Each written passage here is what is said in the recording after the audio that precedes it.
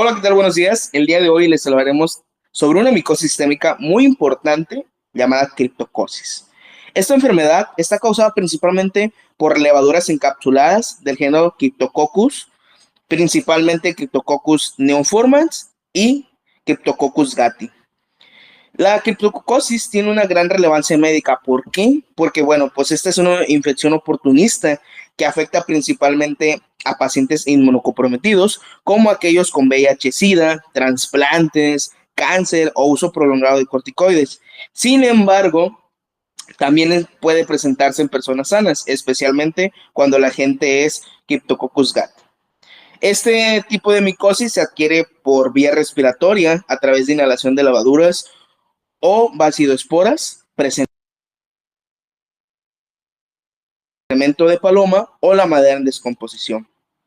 Hablando acerca un poco de su definición, bueno, tenemos que la criptocosis es una micosis sistémica subaguda o crónica de origen exógeno, causada principalmente por levaduras del complejo Cryptococcus neoformans gattii, y que normalmente, bueno, pues esta tiene afinidad por el sistema nervioso central, donde produce meningitis, criptocoquia, aunque también puede afectar pulmones, piel, huesos, hígado y corazón. Dentro de este complejo tenemos principalmente dos especies que son de relevancia clínica, a la cual llamaremos neoformans y gattii. En cuanto a la sinomia, bueno, tenemos que este puede confundirse también con blastomicosis europea, turolcosis, enfermedad de Busch-Bumke, enfermedad de señal, y finalmente el despertar del gigante en enfermedades micóticas. Puede ser o encontrarse como cualquiera de estos sinónimos presentes en bibliografías referentes.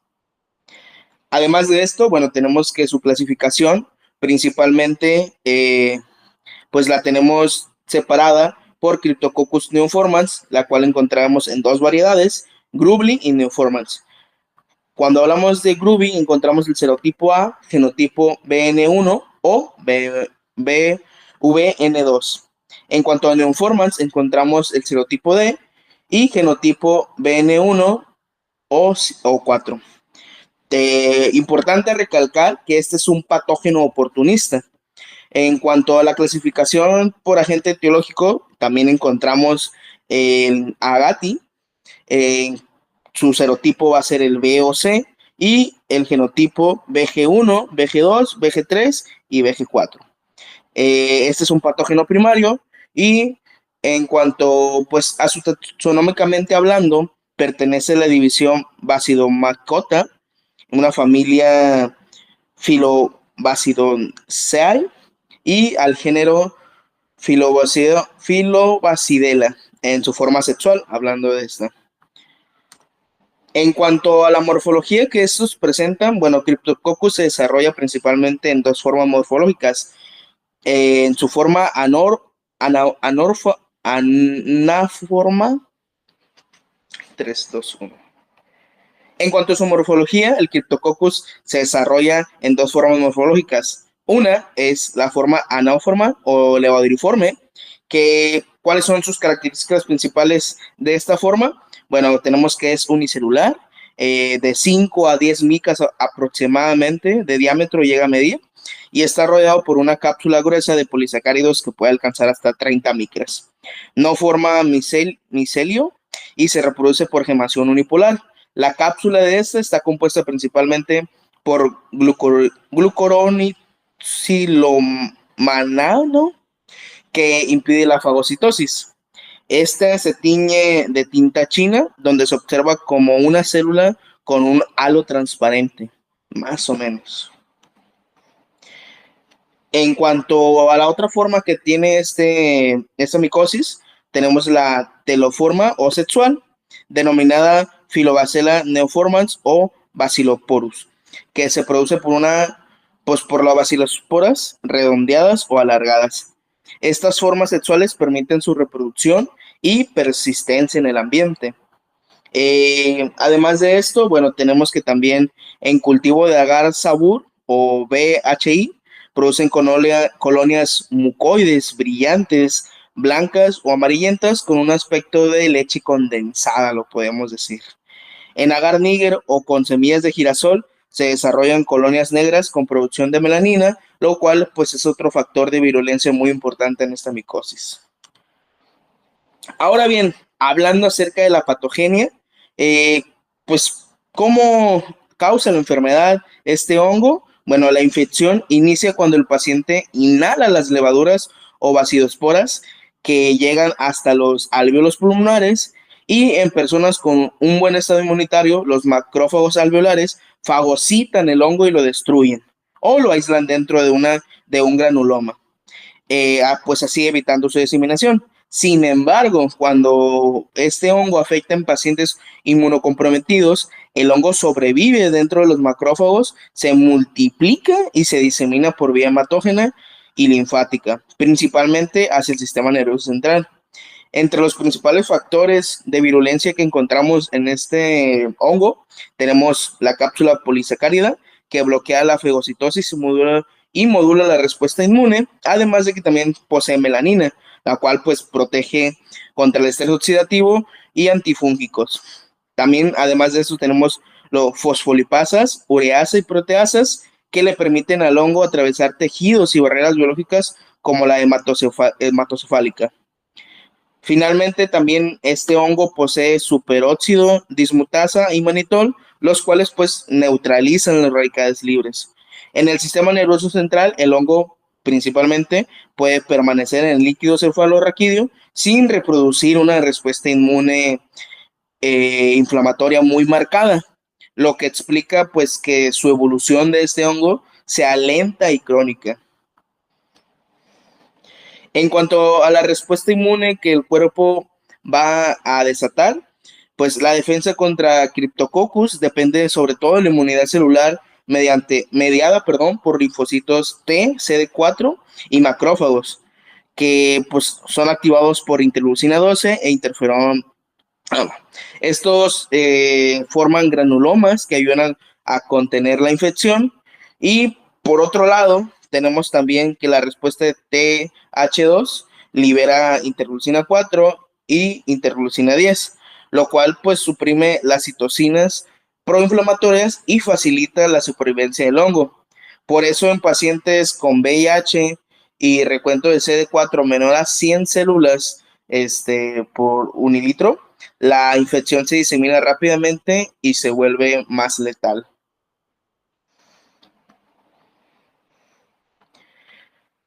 Bueno, ahora bien, hablando acerca de sus manifestaciones clínicas principales, tenemos en forma pulmonar, que normalmente suele ser pues la más común, a pesar de que Cryptococcus puede infectar distintos órganos, esa es la principal.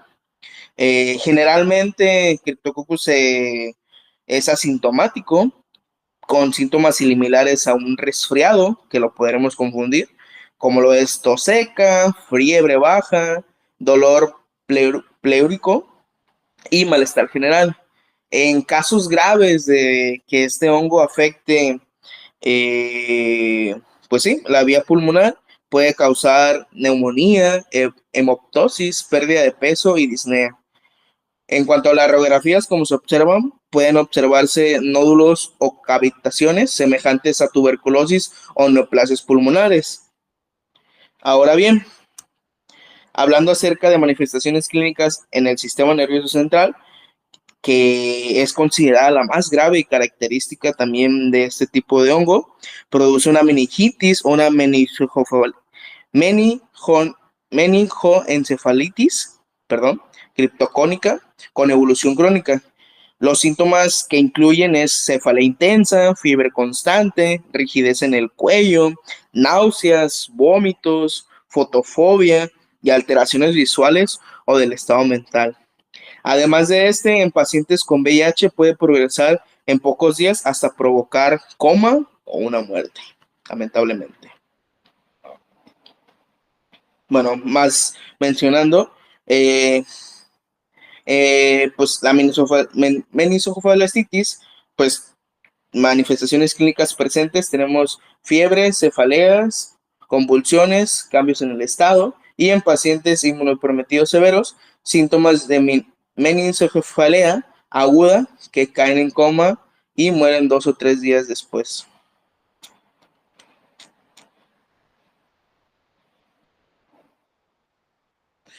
En cuanto a las manifestaciones clínicas, hablando también del sistema nervioso central, tenemos la criptocomas, que se dan rara vez, pero pues sí se pueden dar. Estas manifestaciones incluyen cefalea, náuseas, vómito, convulsiones, pepiledema, neuritis y atrofia óptica. Además de esto, pues pueden causar cursos graves que migran a coma y después son paro. Ahora bien, hablando acerca de las manifestaciones clínicas cutáneas que presentan los pacientes con este hongo, pueden ser dos principalmente. Tenemos la primaria por inoculación directa o secundaria por diseminación desde el pulmón. Se manifiestan principalmente como pápulas, úlceras, abscesos o nódulos acniformes. Especialmente estos se dan en cara y cuello.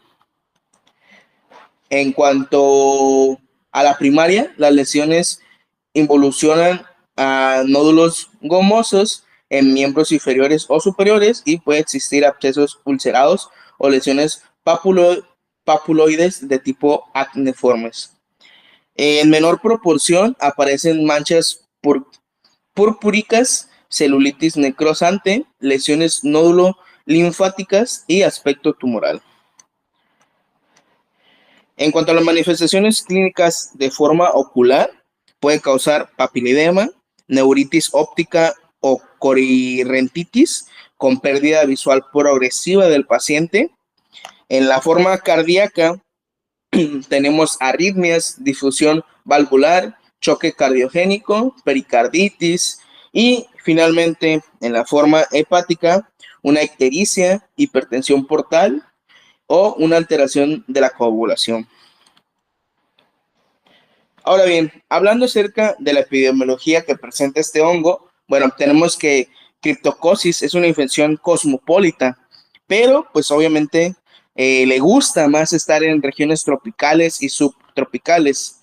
Hablando acerca del neoformans, este se asocia con el excremento de palomas y se encuentra en suelo, polvo o en la madera en descomposición.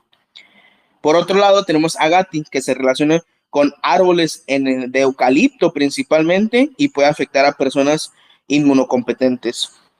Los grupos de riesgo principales de este hongo son pacientes con VIH-Sida, trasplantes de órgano sólido, personas con cáncer hematológico, pacientes bajo terapia inmunosupresora prolongada, además de que pues también, como ya se ha mencionado, su vía principal de transmisión pues es la inhalación o la inoculación cutánea poco frecuente, además de una ingestión que puede darse también rara vez. En cuanto a Gatti, tenemos que pues obviamente se da en regiones tropicales, subtropicales, y pues es ligeramente más sensible a altas temperaturas.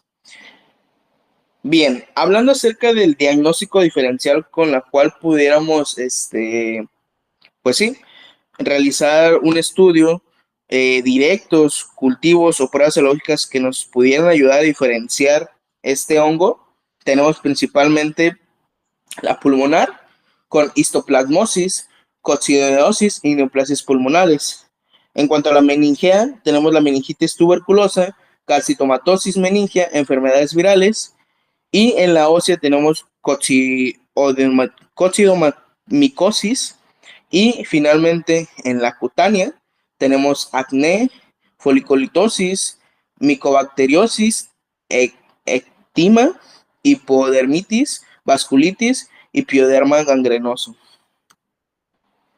En cuanto a un diagnóstico, examen directo y tinciones, bueno, para el examen directo se obtiene exudado, esputo, tejido cerebral, si se trata de líquido cefalorraquídeo, y orina que deben centrifugarse.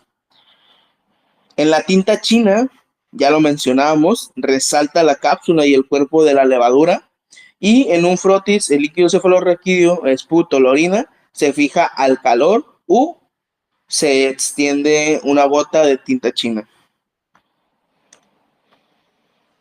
En el diagnóstico del examen histopatológico, bueno, tenemos principalmente dos lesiones, la lesión temprana, la cual pues arrojará una imagen mucilaginosa por el conglomerado de cápsulas, y en una lesión tardía puede aparecer una reacción celular leve o granulomatosa. En cuanto al diagnóstico por cultivo, que son los más útiles, tenemos el Saburán dextrosa agar, el extractil de levadura agar, el BHI agar, que tiene un desarrollo aproximado de 2 a 3 días, y este debe ser a una temperatura de 37 grados Celsius. Las cepas más pequeñas se enriquecen en la atmósfera de incubación del medio con 5% de dióxido de carbono, además de que este presenta colonias limitadas, micoídas, convexas, de color blanco amarillento, y pues como ya se mencionaba, característico de este hongo, un aspecto de leche condensada. En cuanto al diagnóstico por biopsia, tenemos que es útiles para casos cutáneos, ya sean células gigantes, lo que nos va a aparecer, linfocitos, eosinófilos, y ese pues tiene una tinción hematoxilina y eosina, paz, mucarín de mayor.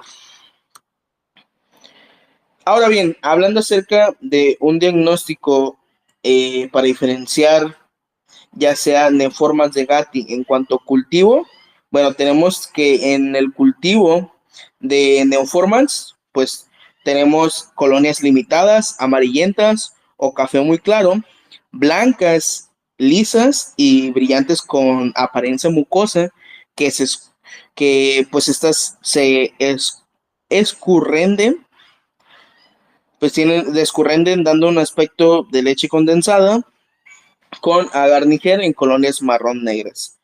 En cuanto a la microscopía, ¿qué podemos observar? Bueno, observamos levaduras de 5 a 10 micras de diámetro con blastoconoides de la mitad de su tamaño, con cápsula de que en conjunto, bueno, estas llegan a medir aproximadamente 20 micras, y tiene una gemación múltiple.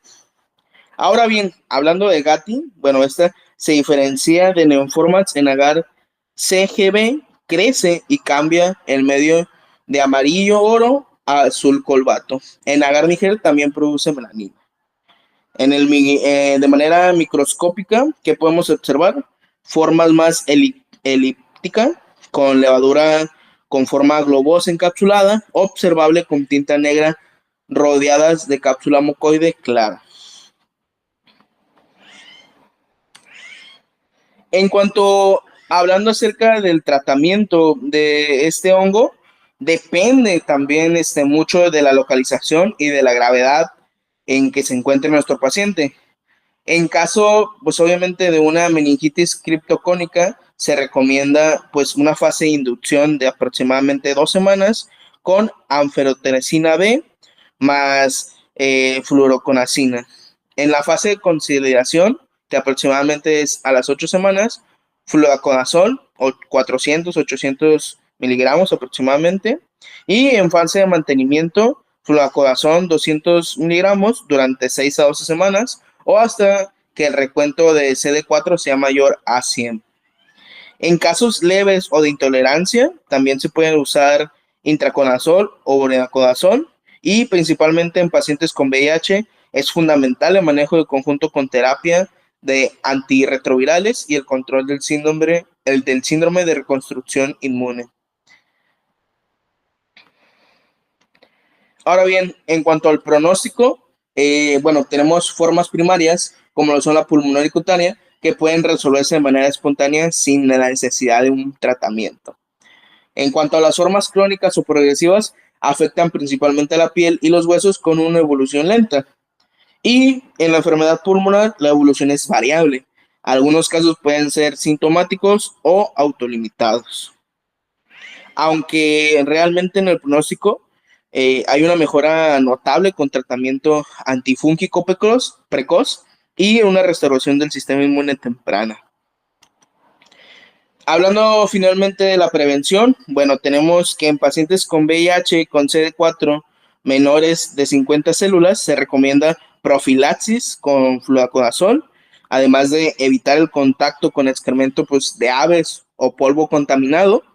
Y actualmente yo había leído que también se están desarrollando vacunas experimentales con polisacárido capsular y toxoide tetánico con buenos resultados en modelos animales, lo cual pues puede ser un gran avance en la medicina moderna para poder prevenir este tipo o sobrellevar este tipo de hongos. Perfecto, entonces no queda más que agradecer. Muchas gracias, sería todo de nuestra parte. Y cualquier duda o aclaración, estamos al pendiente. Nos vemos en la próxima clase. Gracias.